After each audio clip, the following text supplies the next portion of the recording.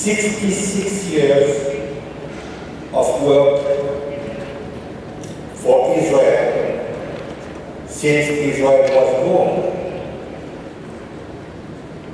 holding the most important jobs, not only the jobs of Prime Minister and President of the state, but before that, assuming key roles in the defense and foreign policy sector.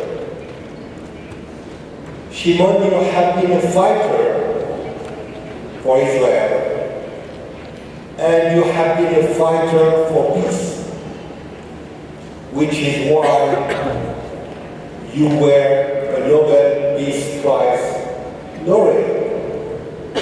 You have been a fighter for Israel, and you have been a fighter for, I would say, better relations between people. You have been a fighter for a better world. And today, we realize how much our world needs people like you. So it is a pleasure to have you with us.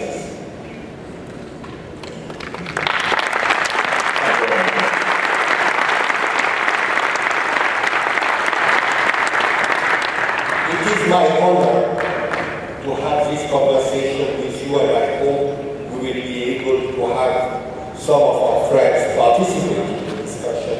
But let me start with the first question. When you look at the world today, it seems that instead of being a safer world, instead of being a more coherent and cohesive world, what we have today is volatility and uncertainty.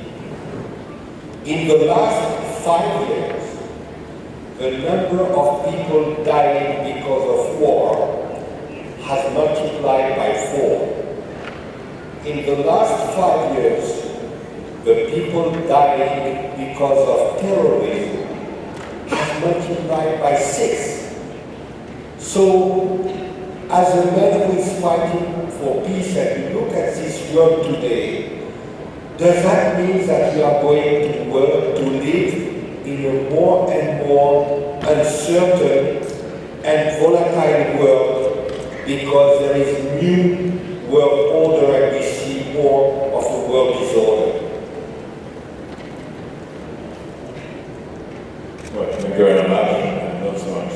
I'm not sure that uncertainty is a bad thing, because it means the world is moving. And we entered a new age, but contrary to many changes in ages, this one is the deepest, the most stunning, the most abandoned change in the life of all of us and each of us. Let me explain briefly why. Until now, the last age which we are living in was the age of territory, of land. There was no territory without wars. For the simple reason, if you want to be bigger or stronger or richer, you want to have more territory. Nobody gives you territory you have to take. Mexico is 3,000 years old. In the history of Mexico, Mexico has had 10 wars at least. 4 or 5 by foreign forces. The French, the Spanish, Texas, Austria, and domestic wars. It cost a lot in terms of human being, in terms of certainty, and we still live in the past, many of us. The reason we have so many victims, as you mentioned, is because we are passing over from one age to another age. and we are paying the cost of two ages, the age of the past and the age of the future. Luckily, for the 70 years, there wasn't any major war. But there are threats. And governments are spending a lot of money for defense, for buying arms, for conflicts, for bureaucracy. And what is the change? The change is very deep and meaningful. Because with science, for the first time in human experience, you can become great without making anybody small. If you win World War, one wins, the other loses. If you have more science, nobody loses. And that's an innovation. It's a different war, a different time. And it changes everything. It changes the past, it changes the future. The past becomes more and more irrelevant. Actually, because we don't know the past. Mexico is again a good example. We really don't know much about the Mayas or the Itzakas. We know that something great happened and something sudden disappeared, because history is not the story of what happened. It is a story of what people told about it. And we don't know really what is the past. They say we have to learn the past, so we should not repeat the same mistakes. I think it's not very logical. Suppose we want to repeat the same mistakes, we'll make new mistakes. Why is a new mistake better than no mistake? Mistakes are mistakes. So there is very little to learn from the past. The past is irrelevant. The past does not have any great promises. And unfortunately, we were educated on the past. People prefer rather to remember than to imagine. You feel better remembering. You know the things, you feel certain, but what is there to remember?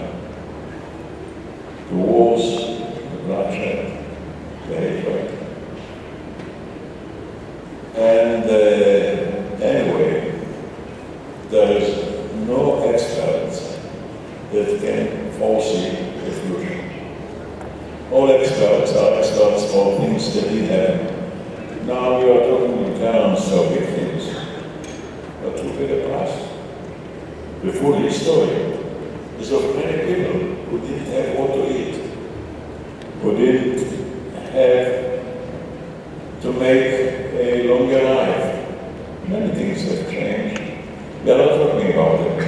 The history is basically a history of the mighty and the wealthy, not of the people.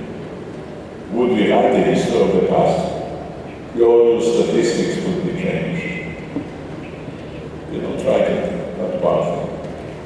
Then the future is unforeseeable with innovation.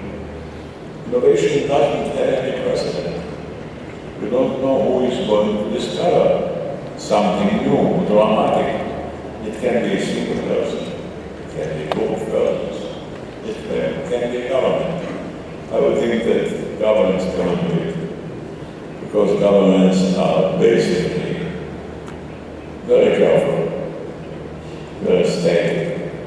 They're afraid to take risks, to make mistakes. And government, or should I say political governments, or national governments are living in troubles. They live in a permanent deficit. Because if a leader of a governmental politics stands up and says, I'm great and strong, people say, how? Can you bring an end to terror? Can you bring an end to the social gap between the rich and the poor? No. So what makes you think you're a leader? And the leaders of politics are in a very poor shape. You Look what's happening in the Republican Party and the Democratic Party. It's a protest against their own leaders. Trump is a protest, and so is Sanders.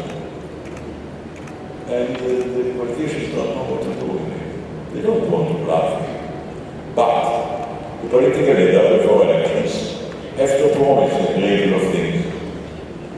After 4 years, he discovers that he couldn't fulfill the promises. For a simple reason. Because the cost of life goes up fast, and the salaries and wages goes up little. So each of us is becoming, in a way, richer in what they can buy, and poorer in what they can pay for. And the local children, clearly, every girl, every boy can have a better dress, but it costs more. Better food, it costs more. Better lodging, it costs more. The parents can't help them because they do pay more and more for everything, for their education, for their needs. And the respect for political leadership is very low all over the world. And it's a great problem. You know, young people, for example, don't want to enter politics. They think politics is something dirty. And if you don't have young people entering politics, and entering young people, if you want a better world, why don't you go in and fight for it and make it more honest? No, they don't believe they can do it. So, as a result, a parallel governing body was created. That this is not the governments, but the global companies. Actually, today the economy is global, more than national. The global companies have more money and less arms. The global companies are not built on force, but on goodwill. They must be trusted. They must convince that what they offer is right and true. They must have a good name, because contrary to the political leaders, the leaders of global companies are being elected every day. And there are no governments that can keep them honest. And they live on their good name. If they lose their good name, they're out of business. Actually, it's not an organization. It's a set of norms and behavior. And their lives have changed. Our private lives, in many ways.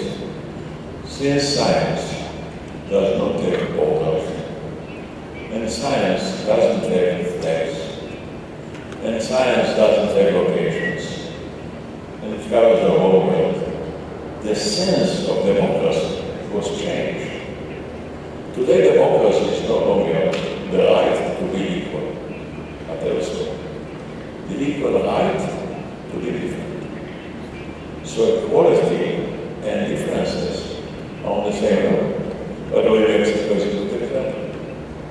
In Mexico, we have many cultures, different people, but somehow Mexico kept togetherness and governance.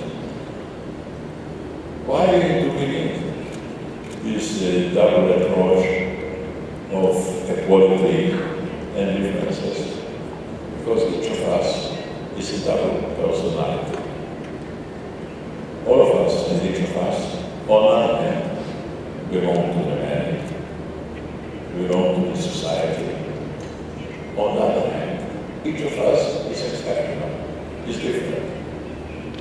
You know, we have the same hands, but you won't find two people that have the same fingerprints. Each of us is different. And you know what? We don't want just to be a majority. We want also to be an individual person, to express your hopes, your dreams. That's the way, by the way, that people are moving to the cities. Because in the city, you have a wider choice. However, every person has a difference. And that what changes the world. Because, as I said, All the experts are experts for the past. You don't have an expert for the future. The future lives in imaginations, in dreams, in discoveries. And you know what, if you permit me to say it, each of us, each of you, has more talent and more capabilities than your parents think, than you think, than your teacher think, and that you yourself know. And you are all the time controlled. So science, in a way, permits you to face the two challenges. To belong to the man in a democratic society if you want, but also to be what you are. Because when you are different, you are also contradictory. You don't copy. You try to do.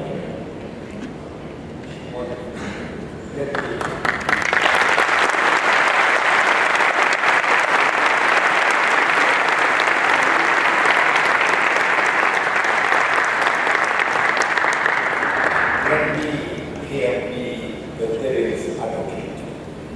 You said we don't have experience government, and you have painted a kind of picture, as you said, where thanks to technology, I will.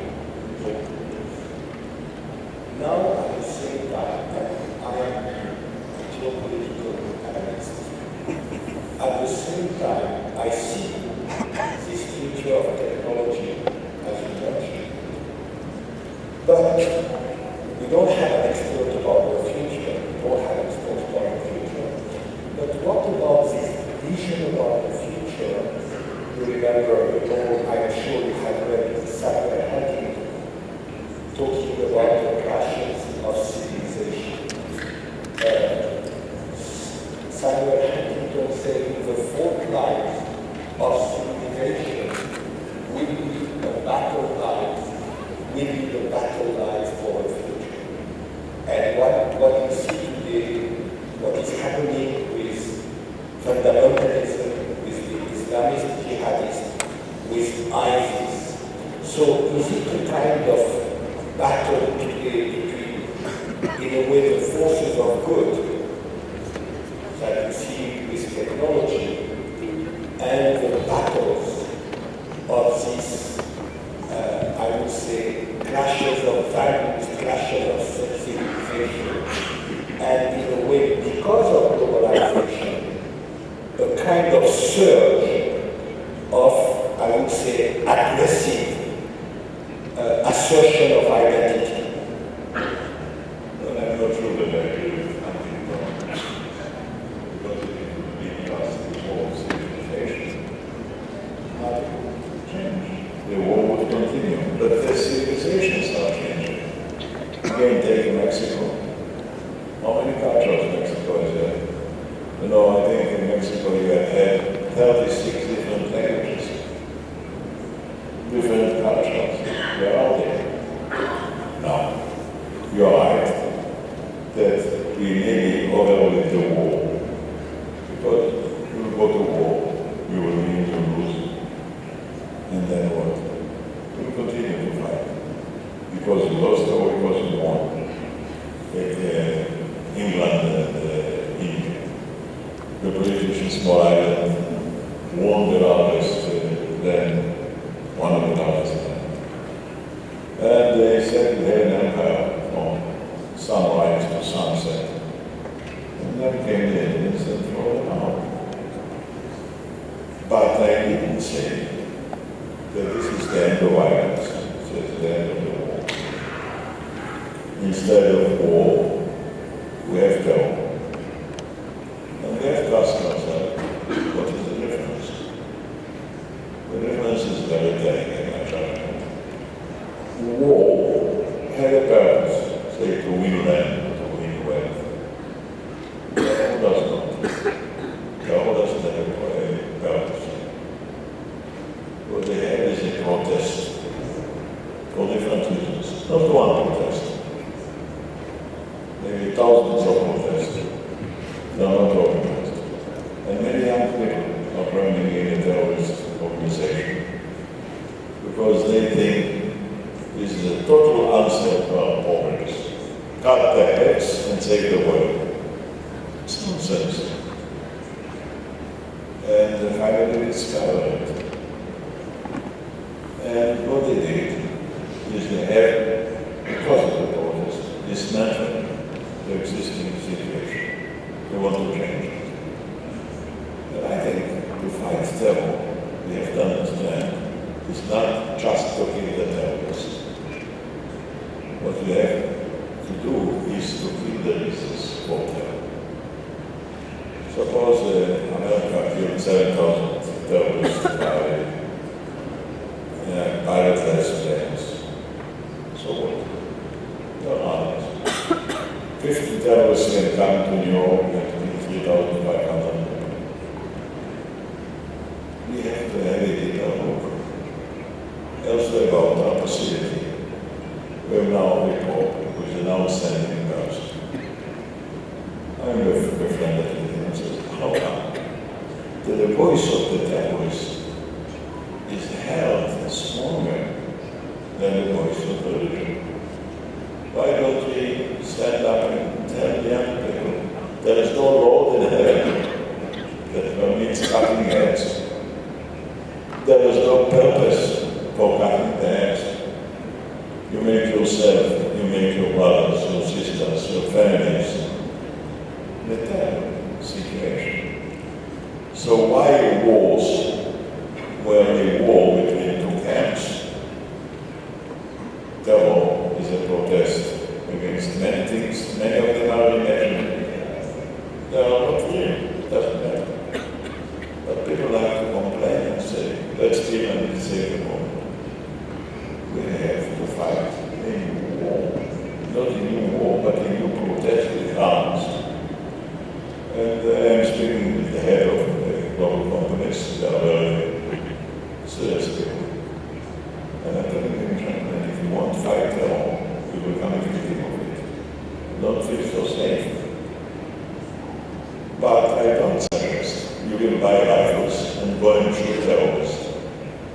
You don't know what rifles are and you don't know how to shoot. But what you can do is to help overcome the reasons for terror. Poverty, lack of hope, discrimination, ignorance, and that's what we have to do. Our job is not over. And for that reason, we have a double situation. One is to enable the hidden and positive talents to wake up, to raise, and prevent other people to go crazy. And we have to cannot do it just by songs. And look what they did, they destroyed their own civilizations. Look at Huntington and see how they destroy the Middle East or in Asia. Global civilizations. It's a protest against everything. Everybody is accused. So I believe the future of the community. And I'm sorry that it was for blood. But the real effort we have to do is to help the undecided people of our time to depart from the past and to enter the new age. Maybe half of humanity is already in the new age. The other half is somewhere else. And the transportation is extremely costly. We're in the Middle East, 400 million else. Many of them are very poor. But 60% of them are the old age of 25. They are the future. They won't continue, for example, to discriminate women. In the Middle East, the discrimination of women is one of the reasons for poverty. Because if you discriminate women, you are half a nation. In modern age, women and men are one nation. There are not two sexes or two nations, two nations. And if you want to do it, you remain poor. And we can help them. It doesn't cost so much. The global companies say, much money, great profits. And if they will help to overcome terror, they have new markets too. And for example, if I'm talking about the young generation, the 60%, 130 million of them already smartphones. So they have a different Google life. And the universities, they are calling not only students, but smart entrepreneurs. You have today young students who are already researchers or scientists. You know, in Israel, in many universities, the students are not just studying, but creating small companies. 2 students, 3 students are making their own high-tech company. And some of them are already millionaires by their university. We have 30,000 companies like it at universities, 60,000 students. And they create companies. They don't have to study. By the way, I'm not so sure that studying is more important than to work in a new age. Because what you study is studying in the old stuff. And what you have to call the young people is to dream. Better dream than remember. Better imagine than copy. You know, some people ask me, what is your greatest achievement in your life? My answer is, the one I should achieve tomorrow. What happened yesterday is unimportant. Then they say, what is your greatest mistake in life? I say, my dreams are too small. I recommend to make greater dreams. And people who want to remain younger than their age have a simple suggestion. Let them count the number of their achievements